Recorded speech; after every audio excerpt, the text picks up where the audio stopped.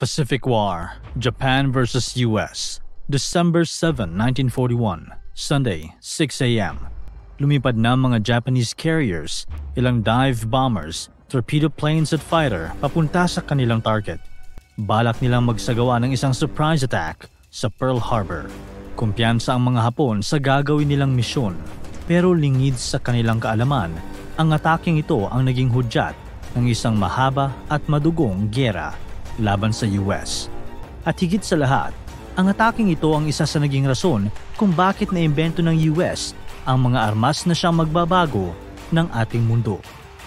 Pagsapit ng 7:48 a.m., nagsimula ng atakihin ng mga Japanese aircraft ang Pacific Fleet sa Pearl Harbor. Lahat ng 8 US Pacific battleships ay nakatambay sa isang double rows sa may Ford Island. Nandoon din ang 70 combat vessels, 24 auxiliaries at halos 300 US Army, Navy at Marine Corps na aircrafts. Umatake ang mga Hapon sa dalawang waves at halos 360 aircrafts mula sa strike force ni Admiral Nagumo Chuichi ang pinadala nila. Pagkatapos ng atake, 5 sa 8 US Pacific Fleet battleships ang lumubog dahil sa tindi ng mga natamong damage. Lumubog din ang 3 destroyers at may 9 na maliliit na barko ang nasira o nagtamo ng malaking damage. Nasira rin ang halos 140 aircrafts ng US na nasa lugar at may 80 na nagtamo ng damage. 29 aircrafts naman ang nasira mula sa grupo ng mga Hapon. Gayunpaman, mas grabe pa rin ang nangyari sa mga personnel na nasa Pearl Harbor. Halos 2,400 military personnel ang agad na namatay sa atake at may mahigit sa 1,000 ang nasugatan. 100 civilians din ang nadamay at namatay. Kaya ang tanong, bakit nga ba ito ginawa ng Japan? Sa mga panahong iyon, malaki ang kumpiyansa ng Japan sa kanilang sarili. Naging mabilis ang pagkuha nila sa kapangyarihan matapos silang manalo sa ilang mga giyera laban sa China noong 1894 to 95 at Russia noong 1904 to 05. Nagkaroon din sila ng parte sa World War I bilang kakampi ng mga allies. Noong 1937, sinugod na naman nila ang China at halos nakuha na nila ang northern part ng China at halos lahat ng mga port cities sa mataas na coastline nito. Alam ng Japan na marami ang kakalaban sa kanilang expansion. Kaya noong September 27, 1940, isang taon pagkatapos magsimula ang World War II, pumasok sila sa Tripartite Pact Agreement at nakipagsabwatan sila sa Axis powers ng Germany at Italy. Hindi pa nakontento ang Japan sa pagpapalaki ng kanilang teritoryo at kung magpapatuloy sila sa kanilang military campaign, kailangan nila ang unlimited access sa natural resources at syempre, marami pang pera. Alam ito ni President Roosevelt at hindi niya nagustuhan ang mga ginawang pag-atake ng Japan sa Pacific, lalo na ang pagkampi nito sa Germany. Kaya naman, pinatawan niya ang Japan ng economic sanctions at oil embargo. Ito ang naging rason ng pag-atake ng Japan sa Pearl Harbor. Ginawa nila ang pag-atake upang mawala ang focus ng US sa kanilang sanctions at embargo at asikasuhin ang kanilang recovery. Higit sa lahat, sa pagbagsak ng Pacific Fleet ng US, wala nang malakas na puwersa na pwede makapigil sa kanilang planong expansion sa Southeast Asia. December 8, 1941, opisyal na nagdeklara ng giyera ang US laban sa Japan. At ilang mga buwan ang lumipas ay nagdeklara naman ng giyera si Hitler laban sa US. Habang nangyayari ito, patuloy lang ang pagpapalaki ng Japan sa kanilang teritoryo. Giniba ng isang Japanese airstrike ang British air power sa Hong Kong. Nakuha din nilang paatrasin ang 12,600 British at 1,900 Canadian defenders.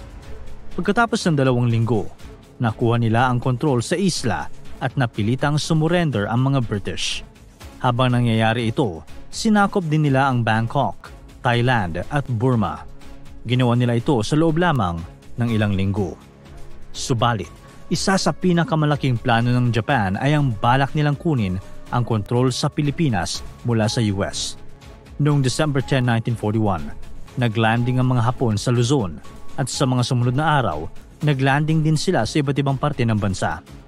Sinubukang lumaban ng mga Amerikano sa Pinas pero agad lang silang natalo ng mga Hapon. Sa patuloy na pag-abante ng mga Hapon, natakot si President Roosevelt na baka ma-hostage nila ang isa sa kanyang pinakamagaling na general. Kaya naman, inutos niya ang pagtakas ni General Douglas MacArthur papuntang Australia. Tuluyang umalis sa Pilipinas ang general noong March 11, 1942 at pinakawalan ang kanyang sikat na salitang, "I shall return." Di nagtagal ay nakuha din ng mga Hapon ang Pilipinas. Sa mga panahong iyon, tila wala nang makakapigil sa Japan, lalo na sa Pacific. Kahit ang US ay nahirapan sa kanila, subalit noong 1942, sumugod na sa unang pagkakataon mula nang sumali sila sa giyera ang US sa Japan. Pinili nilang sumugod sa Guadalcanal, isang isla sa South Pacific Ocean kung saan kakatayo lang ng airbase ng Japan. Noong August 7, 1942, nagsimula ang labanan ng biglang sinugod ng mga Marines ang Guadalcanal. Dahil sa surprise attack na ito, hindi nakapaghanda ang mga Hapon at madali lang silang natalo at nakuha ng mga Marines ang kontrol sa kanilang airbase. Gayunpaman, hindi agad sumuko ang mga Hapon. Nagpalitan sila ng pag-atake. Prinotektahan ng US ang kanilang mga sundalo sa pamamagitan ng pagpapalipad ng ilang aircraft sa umaga upang bombahin ng mga paparating na Japanese fleets. Kaya naman, pinili ng mga Hapon na maglanding ng gabi upang hindi sila makita. At noong November 1942, sinalakay ng 10,000 Japanese soldiers ang isla. Naging madugo ang labanan, pero hindi pa rin nakaabante ang mga Hapon.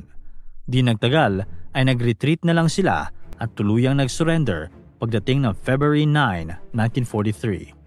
Ang panalo na ito ang nakapagbigay ng momentum sa US laban sa Japan. Patuloy lang ang momentum ng US. Naisip ng US na magandang strategy ang pagkuhang muli sa Pilipinas mula sa kamay ng mga Hapon. Sa pamamagitan nito, pwede na sila mag-focus sa paglaban sa mga Hapon sa China, Indonesia at Burma.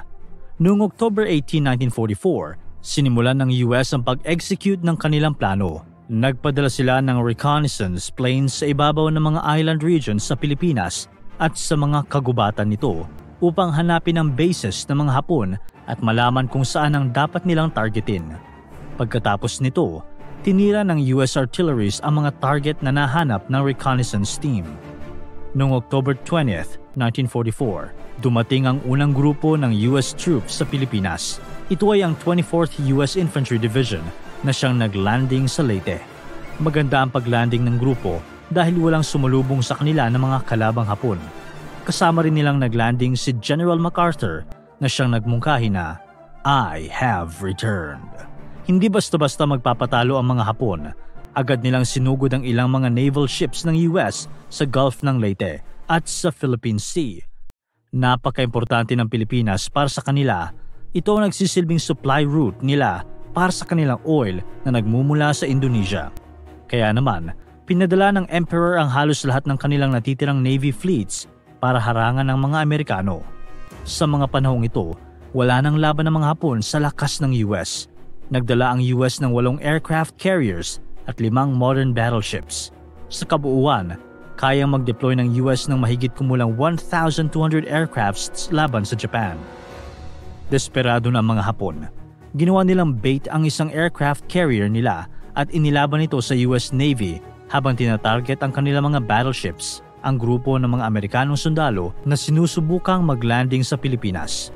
Sa huli, masyadong malakas ang US para sa Japan. Nakuha nilang mapalubog ang 4 na Japanese aircraft carriers sa coast ng Leyte. Kabilang na ang Zuikaku, ang panghuling operational carrier ng Japan.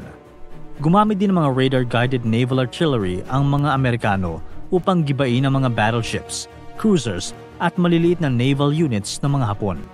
Ang labanang ito ang naging pinakamalaking naval battle, hindi lang sa World War II, kundi pati na rin sa kasaysayan. Sa huli, 15,000 Americans ang namatay o nasugatan sa labanan, habang 65,000 Japanese soldiers naman ang namatay. Naging madugo rin ang labanan sa lupa ng Luzon. Sinalubong ang mga Amerikano ng mahigit kumulang 287,000 Japanese defenders. Ayon sa isang historian, ito ang pinakamalaking army na nakaharap ng mga Amerikano sa Pacific. Nang matapos ang 2 taong labanan, halos hindi na makilala ang syudad ng Maynila dahil sa damage na natamo nito. Pinasabog ng mga Hapon ang Manila Harbor at giniba ang lumang syudad. Sa katunayan, Isa ang Manila sa mga syudad na may pinakamalaking damage sa World War II. Sa huli, nasa 38,000 ang namatay o nasugatan sa mga sundalo ni MacArthur, habang 400,000 naman ang mga nasawing Hapon. Noong June 1944, sinugod naman ng mga Amerikano ang isla ng Saipan na siyang parte ng Mariana Islands.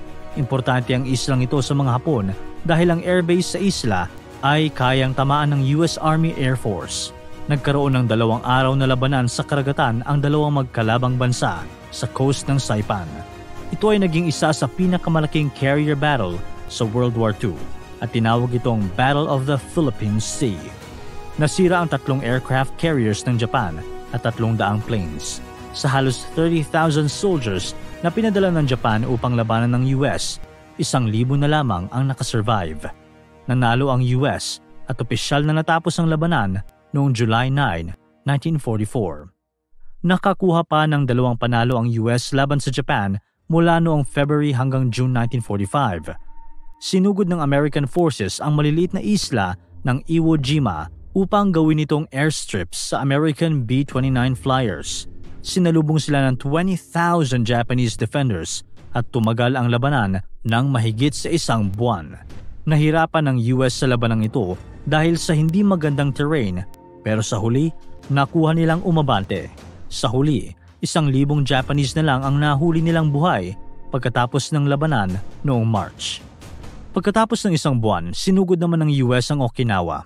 Ito ang naging panghuling land battle at ang pinakamadugong labanan noong World War II.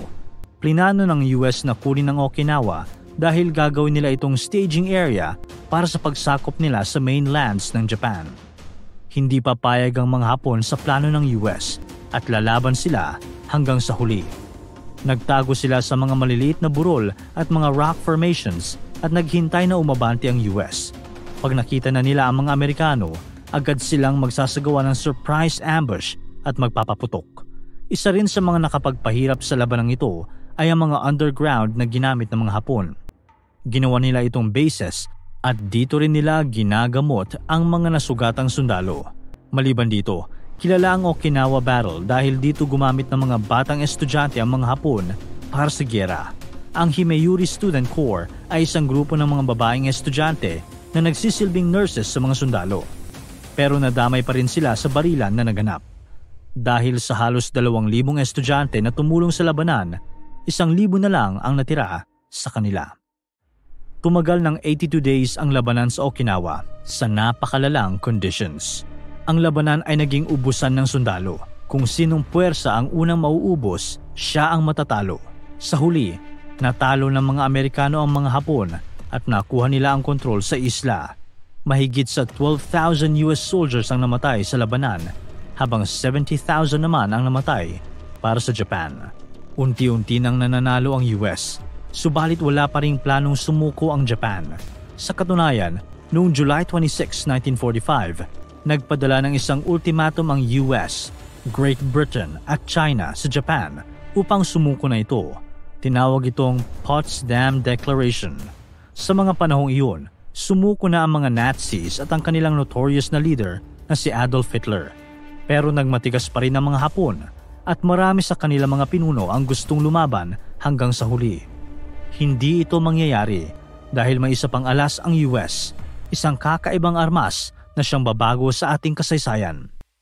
Madaling araw ng August 6, 1945, lumipad papuntang Japan ang isang B-29 bomber na may pangalang Enola Gay. Dala-dala nito ang isa sa mga pinakaunang naimbento na nuclear weapons sa kasaysayan. Tinawag nila itong Little Boy at isa itong gun-type weapon bomb na may dalang uranium-235. Pagsapit ng 8:15 ng umaga, umabot na sa syudad ng Hiroshima ang bomber at dito nila binagsak ang Little Boy. Pagkatapos ng 45 seconds, umabot na sa altitude na 1,900 feet ang Little Boy at dito na ito sumabog, direktang sa ibabaw ng Shima Hospital. May lakas itong 15,000 tons ng TNT at agad na pumatay ng mahigit kumulang 70,000 na tao. Marami pa ang pumanaw mula sa sugat at radiation poisoning sa mga sumunod na araw at buwan. Sa lakas ng pagsabog, inubos ng bomba ang halos 2/3 ng syudad ng Hiroshima. Pero hindi pa tapos ang US. Matapos ang 3 araw, nagpadala na naman ng isang bomber ang US. Tinawag nila ang bomber na Boxcar at dala-dala nito ang isa pang nuclear bomb na pinangalanan nilang Fat Man. Ang bomba ay isang plutonium implosion bomb, kakaiba mula sa Little Boy. Pagsapit ng alas 11 ng umaga, dumating ang boxcar sa syudad ng Nagasaki. Dito nila ibinagsak ang nuclear bomb at sumabog ito sa altitude na 1,650 feet sa ibaba ng Urakami Valley na nasa northwest ng syudad. Sumabog ito sa lakas na 21,000 tons na TNT. Mahigit kumulang 40,000 na tao ang agad na pinatay ng bomba at sumunod pa ang halos 30,000 na nagtamo ng sugat at radiation poisoning. Halos 40% ng mga buildings sa syudad ay nawasak ng bomba. Sa kabuuan, mahigit sa 100,000 na tao ang namatay mula sa 2 nuclear bombings. Hindi makapaniwala ang mga Hapon sa lakas ng bomba na hinulog ng US sa syudad ng Hiroshima at Nagasaki. Sa dami ng tao na nasawi mula dito, napanghinaan na ng loob ang mga pinuno ng Japan. Kaya naman, noong August 15, inanunsyo ni Emperor Hirohito ang pagsuko ng Japan. At noong September 2, 1945, pinirmahan ng mga Japanese representatives ang official instrument of surrender na siyang inaprubahan ni President Harry Truman at tuluyan nang natapos ang digmaan. Pagkatapos ng gyera, ginabayan ng US ang Japan sa pag-transform nila sa isang militaristic empire papunta sa isang democratic country. Ginawan din ng US ang Japan ng bagong constitution na kailangan nilang sundin at tinulungan sa kanilang economic recovery. Subalit higit sa lahat, dinisband din nila ang military forces ng Japan. Sa ngayon ay may self-defense forces na lang at hindi na mga sundalo. At tinulungan sa pacifist policy nito kung saan palaging pipiliin ng Japan ang pakikipagsundo kaysa sa gyera. Ang laban ng US versus Japan ay isang mahalagang pangyayari sa ating kasaysayan dahil dito natin nakita kung gaano kalakas ang nuclear weapons. Isang bagay na bumago hindi lang sa mga bansang ito, kundi pati na rin sa buong mundo.